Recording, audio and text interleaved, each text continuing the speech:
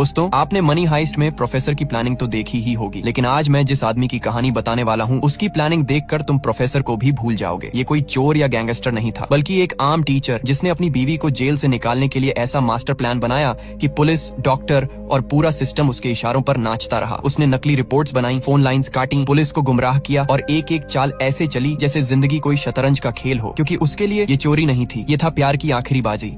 कहानी की शुरुआत होती है एक काली सन्नाटे से भरी रात से, जब जॉन ब्रेनन नाम का एक कॉलेज टीचर बेहद घबराया हुआ अपनी कार को तेजी से चला रहा होता है। उसकी कार की बैक सीट पर एक घायल ड्रग डीलर पड़ा है जिसे गोली उसी ने मारी है। अब सवाल ये है, एक सीधा साधा कॉलेज टीचर आखिर जेल तोड़कर अपनी बीवी को भगाने के लिए किस हद तक जा सकता है? इसका जवाब आपको तभी समझ आएगा जब आप उसका वो जीनियस प्लान सुनेंगे, जो सुनकर खुद पुलिस भी हैरान रह गई थी। कहानी 3 साल पहले की है, जब जॉन अपनी पत्नी लारा और बेटे ल्यूक के साथ अपने खूबसूरत घर में हंसी खुशी जिंदगी गुजार रहा था। लारा को डायबिटीज थी, इसलिए हर सुबह की तरह वो अपना इंसुलिन इंजेक्शन ले रही थी, लेकिन तभी उसकी नजर अपनी जैकेट पर पड़े खून के एक छोटे से धब्बे पर पड़ी। वो फौरन उसे धोने के लिए सिंक की तरफ भागी, मगर इससे पहले कि वो कुछ समझ पाती, दरवाजा जोर से खुला और पुलिस अंदर घुस आई और बिना कुछ पूछे लारा को कत्ल के इल्जाम में गिरफ्तार कर लिया गया। बाद में कोर्ट ने लारा को दोषी करार देकर उम्र कैद की सजा सुना दी, लेकिन अब भी कोई ठोस सबूत नहीं था जो पुलिस को फिर से जांच करने पर मजबूर कर सके, बल्कि सारे मौजूदा सबूत तो लारा के ही खिलाफ थे। जैसे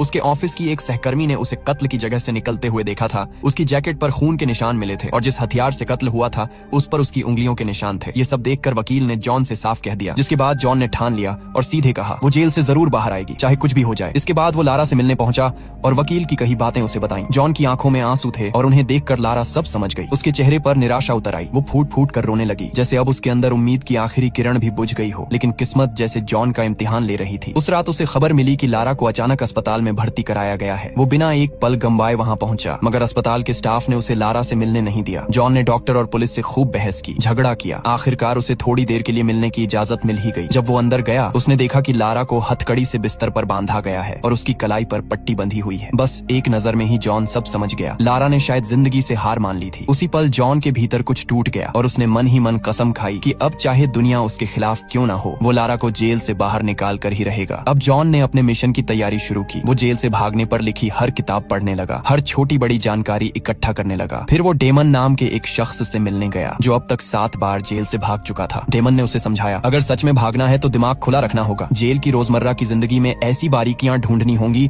जिनसे सिस्टम में दरार डाली जा सके, और सबसे जरूरी, अपनी मंजिल पहले से तय कर लो। ऐसी जगह जहाँ कम लोग जाते हो, कोई टूरिस्ट ना हो और रास्ता बस, ट्रेन या एयरपोर्ट इन सबसे दूर हो, क्योंकि जब सिस्टम गिरता है सबसे पहले वहीं से ढूंढना शुरू किया जाता है। इसके अलावा उसे ऐसे नकली कागजात बनवाने होंगे जिन्हें कोई आसानी से पहचान न पाए और किसी दूसरी स्टेट से भागना होगा। सबसे जरूरी बात, सारा पैसा नकद कैश रखना होगा ताकि ट्रांजैक्शन से उसकी लोकेशन ट्रेस न हो सके। इसका मतलब था कि उसे इतना कैश इकट्ठा करना होगा जो करीब 5 साल तक चले, क्योंकि तब तक केस थोड़ा ठंडा पड़ जाएगा। इस प्लान का सबसे मुश्किल हिस्सा था पिट्सबर्ग शहर के ब्रिज पार करना, क्योंकि 9/11 के बाद से वहाँ की पुलिस ने पूरा शहर सिर्फ 15 मिनट में सील कर देना सीख लिया था। इसके अलावा उसे अपने माँ बाप और दोस्तों से हमेशा के लिए दूरी बनाए रखनी होगी और अगर जरूरत पड़ी तो शायद उसे किसी की जान भी लेनी पड़े। ये सब सुनकर जॉन घर लौटा और फिर उसने एक दीवार पर नक्शे और तस्वीरों को चिपकाकर अपने प्लान का हिसाब लगाना शुरू कर दिया। जब भी वो जेल में लारा से मिलने जाता, वो वहाँ की छोटी छोटी बारीकियों को बड़े ध्यान से नोट करता। उसने देखा कि लिफ्ट में एक होल था और दूसरी तरफ कुछ कर्मचारी छत की लीकेज ठीक करने आए हुए थे। साथ ही उसने ये भी नोट किया कि कौन से ट्रक रोज वहाँ रुकते थे। अब जॉन इस प्लान में इतनी गहराई से उतर चुका था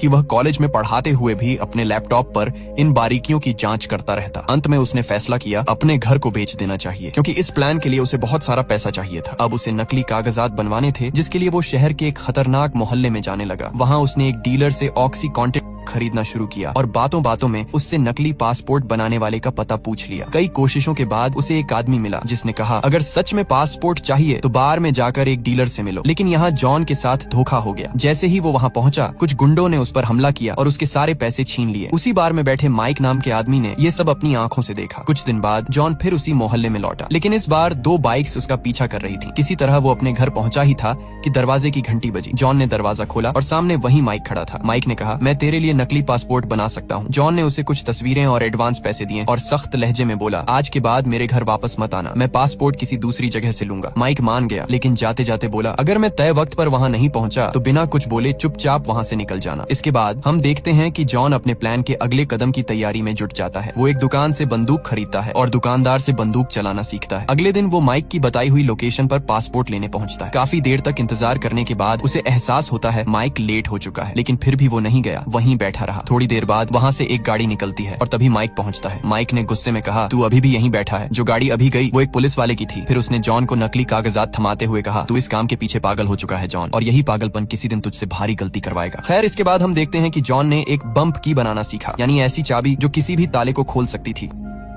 उसने इंटरनेट से देखकर वो चाबी खुद बनाई और तय किया कि अगली बार जब वो जेल जाएगा तब इसका इस्तेमाल करेगा। जिस दिन वो जेल पहुंचा, उसने मेटल डिटेक्टर में अपनी बाकी चाबियों के साथ वो बम्प की भी डाल दी और जैसे ही वो डिटेक्टर से आगे बढ़ा, उसने पुलिस के देखने से पहले ही चुपके से चाबी उठा ली। बाकी लोगों के साथ चलते हुए जॉन जानबूझकर सबसे पीछे रहा। मौका मिलते ही उसने एलिवेटर में चाबी लगाने की कोशिश की, मगर बदकिस्मती से चाबी टूट गई और उसका आधा हिस्सा लॉक के अंदर ही फंस गया। जॉन ने उसी पल अपने हाथ में मौजूद दूसरा हिस्सा फेंक दिया और ऐसे खड़ा हो गया जैसे कुछ हुआ ही न हो। कुछ ही पलों में एक पुलिस वाला वहां पहुंचा और टूटी हुई चाबी देख ली। तभी जेल के सभी विजिटर्स से पूछताछ शुरू हो गई। जब जॉन की बारी आई तो उसने सिक्योरिटी कैमरे की फुटेज देखकर चालाकी से कहा, मैं तो इसमें दिख ही नहीं रहा, ये लंबा आदमी है ना, इसके पीछे खड़ा था मैं। ये सुनकर ऑफिसर को उस पर थोड़ा शक तो हुआ, मगर सिर्फ शक के दम पर कोई कार्रवाई नहीं की जा सकती थी, इसलिए उन्होंने जॉन को जाने दिया। जैसे ही जॉन जेल के दरवाजे से बाहर निकला, घबराहट के मारे उसकी हालत बिगड़ गई। ये सब डिटेक्टिव क्विनन ने देख लिया और अब उसे भी जॉन पर शक होने लगा। तब से क्विनन ने चुपके से जॉन पर नजर रखना शुरू कर दी, लेकिन जॉन इससे बिल्कुल अनजान था। वो तो धीरे धीरे अपने घर का सामान बेचने में लगा हुआ था और जब भी उसका भाई मिलने आता, जॉन छिपकर बैठ जाता ताकि कोई उसके हालात न समझ सके। एक दिन दोपहर में जॉन अपने बेटे ल्यूक को पार्क ले गया, जहां ल्यूक के दोस्त कैरी की मां ने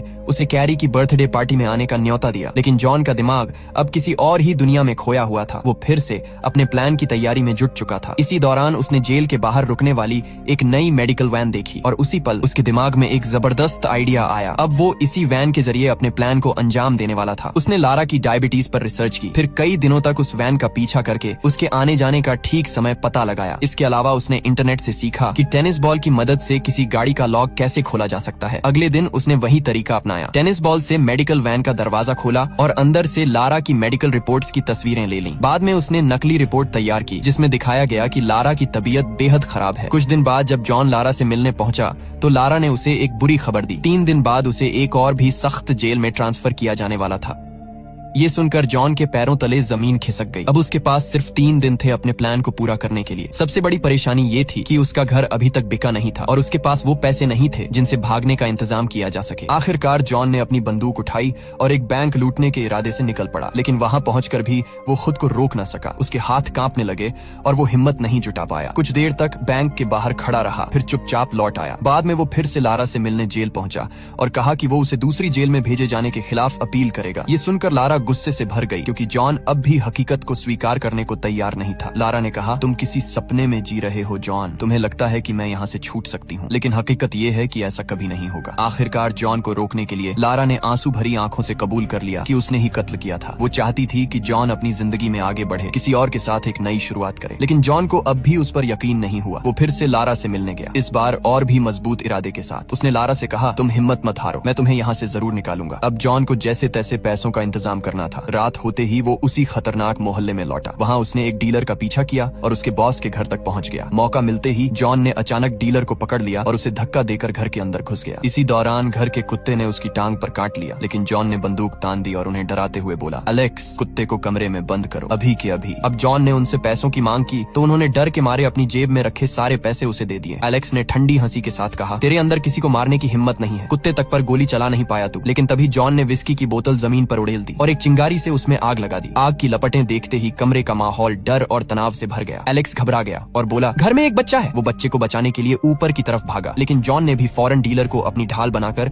उसके पीछे पीछे कदम बढ़ा दिए। असल में यही चाल जॉन के काम आ गई क्योंकि एलेक्स ऊपर बंदूक लेने ही आया था। जैसे ही उसने जॉन पर गोली चलाई, गोली सीधी डीलर को जा लगी। अब एलेक्स ने दोबारा निशाना साधने की कोशिश की, मगर इससे पहले कि वो ट्रिगर दबाता, जॉन ने एक ही झटके में उसे गोली मार दी। इसके बाद जॉन ने घर के हर कमरे की तलाशी ली और जल्द ही उसे पैसों से भरा बैग मिल गया। भागते वक्त उसकी नजर पड़ी। डीलर अब भी जिंदा था, जमीन पर पड़ा दर्द से कराहते हुए मदद मांग रहा था। यहीं से कहानी की शुरुआत होती है, जब जॉन उस बुरी तरह जख्मी डीलर को अपनी गाड़ी में ले जा रहा था। रास्ते में उसकी गाड़ी की टेल लाइट टूट गई थी। जॉन ने उसे अस्पताल ले जाने के बारे में सोचा, मगर इससे पहले कि वो कुछ कर पाता, डीलर ने गाड़ी में ही दम तोड़ दिया। आखिरकार जॉन ने उसकी लाश एक बस स्टॉप पर छोड़ दी और फिर अपने प्लान के मुताबिक एक पार्किंग लॉट में जाकर फेंस काटने लगा। उधर एलेक्स के घर में आग लग चुकी थी और कुछ देर में पुलिस मौके पर पहुंच गई। उन्हें वहां जमीन पर खून के धब्बे मिले और सबूत के तौर पर गाड़ी की टूटी हुई टेल लाइट भी। इधर जॉन काम खत्म करने के बाद अपने माता पिता के घर रात बिताने चला गया। जब उसके पिता ने उसका बैग उठाया तो उनकी नजर अंदर रखे प्लेन टिकट्स पर पड़ी और उसी पल उन्हें समझ आ गया